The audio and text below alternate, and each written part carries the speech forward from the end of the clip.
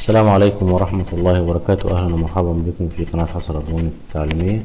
النهاردة إن شاء الله موعدنا مع الدرس الثامن في الفوتوشوب الجزء الثاني مع أداة البوليجون لازو تول، وهي بترسم أو بتحدد عن طريق خطوط بشكل طولي.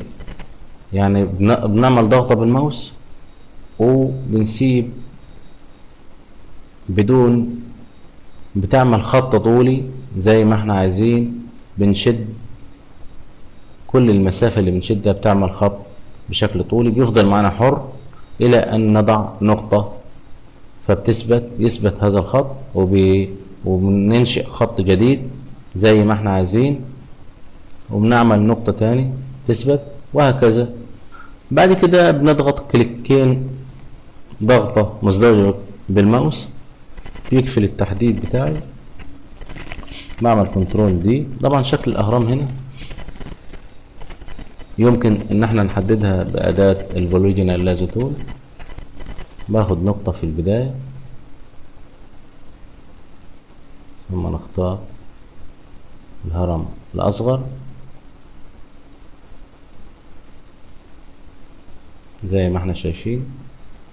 بنشد خط مستقيم ثم نضع نقطة ونشد من بعد هذه النقطة خط آخر، وهكذا. بيعمل خطوط مستقيمة.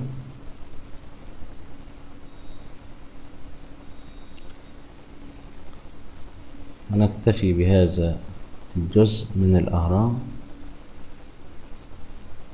نشوف لما بنقرب إلى خط نقطة البداية بزر الماوس نشوف مؤشر الماوس جانب الأداة بتكون جانب الأداة بتظهر دائرة مقفولة، معناها انك انت هنا بالضغط، وهنا سوف يتم قفل التحديد زي ما احنا شايفين.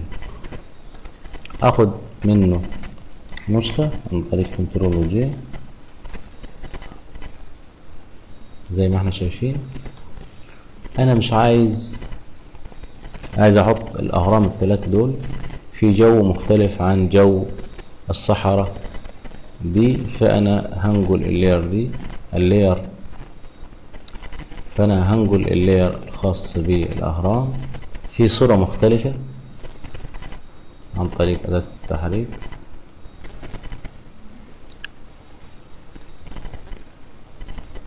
مثلا في الصورة دي طبعا صغيرة، هنبدأ نعدل زي ما احنا عايزين. كنترول تي، نضغط شيفت عشان نحافظ على الأبعاد، نكبر.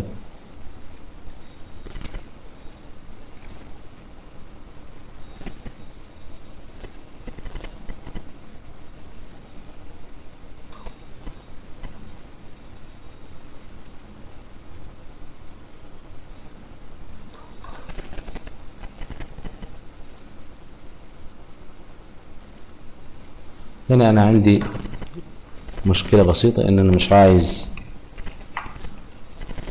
مش عايز الخلفية دي بتاعت الجبل دي تظهر، وعايز الهرم الأكبر يكون في ناحية اليمين عشان يخفي الخلفية بتاعت الجبل الناحية دي.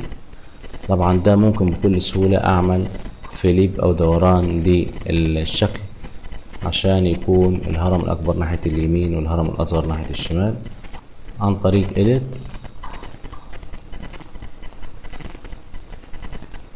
ترانسفورم، بختار فليب هوريزونتال أي دوران أفقي، اداني الشكل ده. هعمل كنترول تي واظبط.